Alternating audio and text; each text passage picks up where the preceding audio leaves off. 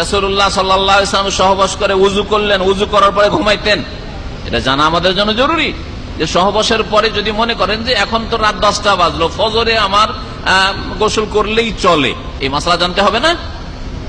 তাহলে আমি শুয়ে থাকবো, তো আমি এরকম নাপাক হয়ে শুয়ে থাকবো না, পুরোপুরি নাপাক হয়ে শুয়ে থাকবেন না। উযু করে আপনার নাপাকিটাকে হালকা করে না তারপরে শুয়ে থাকেন। হয়তো যুবক মানুষ অথবা বিদেশ থেকে গিয়েছেন, বিবির কাছে রাতে একাধিকবার যেতে হবে, সহবাস করতে হবে, তো বারবার করে গোসল করবেন? মূর্খ লোকেরা তাই করে। আমাদের দেশের মূর্খ সমাজের লোকেরা কি করে, যেমনই সহবাস হলো তারপরে রে খাট থেকে নেমে ভালো করে হাঁটবি না, তুই যে পায়ের আঙ্গুলে ভর দিয়ে দিয়ে কোন রকম করে গোসলখানায় পৌঁছিবি। শুনেছেন না শোনেন নাই? আপনারাই তো শুনেছেন, আমাকে নাই জানবো কি করে? এই সব বিধাত আমরা জানতামই না। আপনাদের কাছে শিখে শিখে জানছি যে সব বিধাত আছে। কোন রকম করে খাট থেকে নেমে আঙ্গুলে, বুড়ো আঙ্গুলে ভর টর দিয়ে, দুটো আঙ্গুলে ভর দিয়ে কোন গোসলখানায় পৌঁছে না, নলকূপের কাছে পৌঁছিতে হবে। আর তাড়াতাড়ি করে গোসল করতে হবে। ভাত রান্নাও করা যাবে না, ভাত খাওয়াও যাবে না, পানি পান করাও যাবে না নাপাক অবস্থায়। এইসব সব ভুল কথা। আল্লাহ এত ছাড় দিয়েছেন আর আমরা দিনকে এত সংকীর্ণ করে দিয়েছি। উযু করে নেন, নামাজের টাইম হয়নি যতক্ষণ পর্যন্ত উযু করে নেন, আর তারপরে আপনি আবার সহবাস করেন। আবার সহবাস হলে আবার উযু করে নেন, নাপাকি হালকা করে নেন, অথবা কাজকর্ম করেন, ডিউটি করেন, হাট বাজার করেন, ঘুরেন ফিরেন, সমস্যা নাই। হ্যাঁ, নামাজের সময় আসার আগে আগে আপনাকে কি করতে হবে? গোসল করে নিতে হবে। এখন একটা মাসলা, রোজা সংক্রান্ত মাসলা বলি, নবীর জীবনীর সাথে সম্পর্কিত রোজার মাসলা। অনেক ভাইদের স্বপ্ন দোষ হয়, না হয় না? রাত্রে শুয়েছেন, ঘুমিয়েছেন, স্বপ্ন দোষ হয়েছে, অথবা অনেকের সাথে পরিবার আছে, অথবা দেশে যাবেন, হয়তো রমজানে অনেকে দেশে যাবেন। এই মাসলা আজকে প্রয়োজন, এবছরে প্রয়োজন না হলে আগামী বছর প্রয়োজন পড়তে পারে।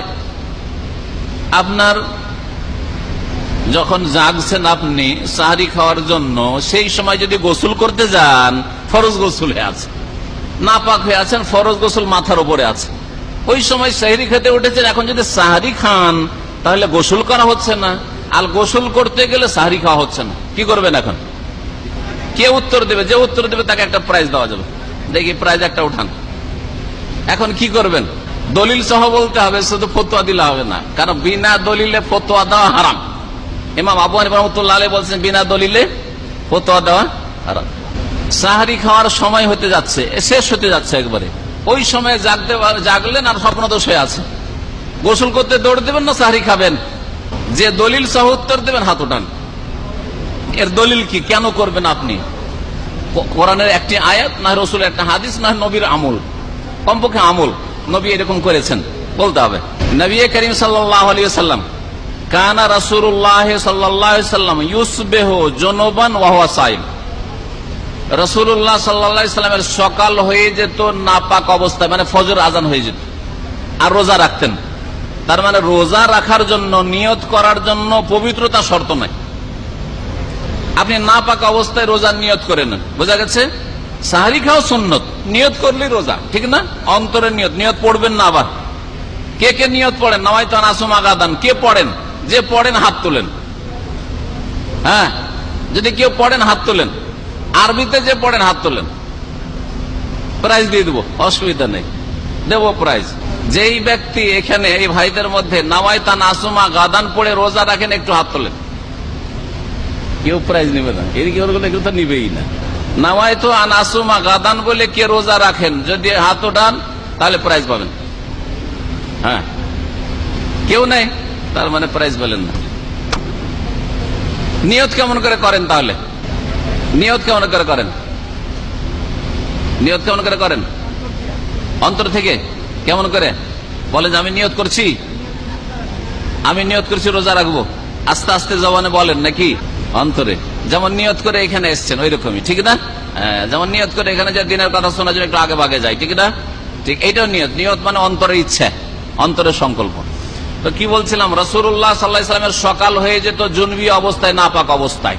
সাহরি খাওয়া সুন্নাত, সাহরি নাপাক অবস্থায় খেতে পারেন, নিয়ত হয়ে গেছে।